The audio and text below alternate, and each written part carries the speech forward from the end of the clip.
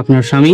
নাই, দেও আলাদা ঘর করেছিল, বিয়ে করেছিল কৃষ্ণগঞ্জে। আপনাকে মানে রেখে গিয়ে অন্য জায়গায় বিয়ে করেছে? জি।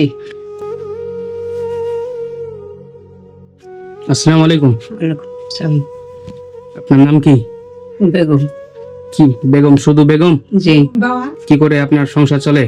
গা ঘর আছে, দেশ আছে, তখন খাচ্ছি, পেট আছে, তখন ব্যবস্থা করে খাইতে হয়েছে। আপনার স্বামী? নাই, দেও আলাদা ঘর করেছিল, বিয়ে করেছিল কৃষ্ণগঞ্জে।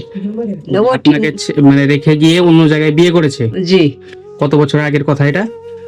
হয়ে গেল কয় বছর। তো ছেলে পিলে থুয়ে দেও নিজে চলে গেছিল। আপনার ছেলে মেয়ে কটা? 6টা বেটি গেল, বেটা গেল 2টা। বেটা? একটা এইটা ছোটটা, আর বড়টা কৃষ্ণগঞ্জ আছে। আচ্ছা, ওই বাবার কাছে চলে গেছে নাকি? ও বাপের কাছে গেছে, তো বাপ মরে গেছে, ও আর আলাদা খাইছে।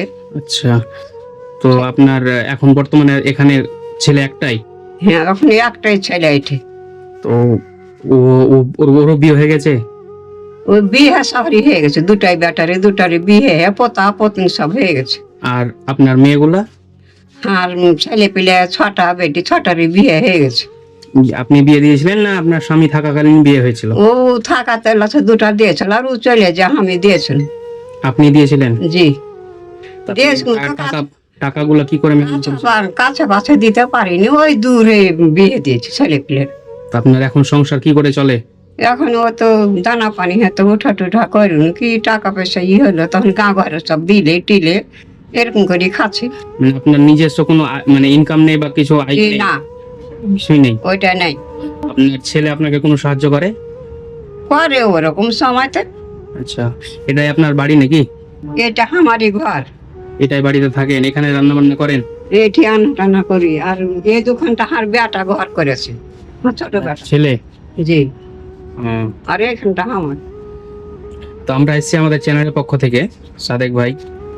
তো আমরা আপনার জন্য কিছু খাওয়ার জিনিস নিয়ে এসেছি এবং আমরা কিছু আর্থিক সাহায্য করব আপনাকে। তো বলেন, আপনার কি ওষুধ টষুধ কিছু খান নাকি? ওষুধ টষুধ তো লাগাহারি খাচ্ছি। কিসের অসুবিধা বলেন আপনার? ওই জ্বর টার হয়েছে, কুনি হয়েছে, তখন ওই তো ঘুম ঠিতি ওষুধ দিলেই না খাচ্ছি। তো আপনার ওষুধ পয়সার মানে ওষুধের জন্য পয়সা আমি দিচ্ছি। আপনি কি কোথা থেকে পান পয়সা? আমি ওই বেকার ভাতের গেলা টাকা পয়সা গেলা পাই, ওতে হনে কোনখানটা করি। জায়গাটার নাম কি? ধনীপাড়া। ক্লাব ধনীপাড়া? জি।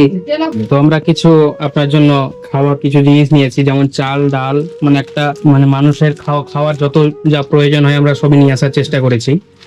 একে একে আমরা সেটা দিচ্ছি আপনাদের।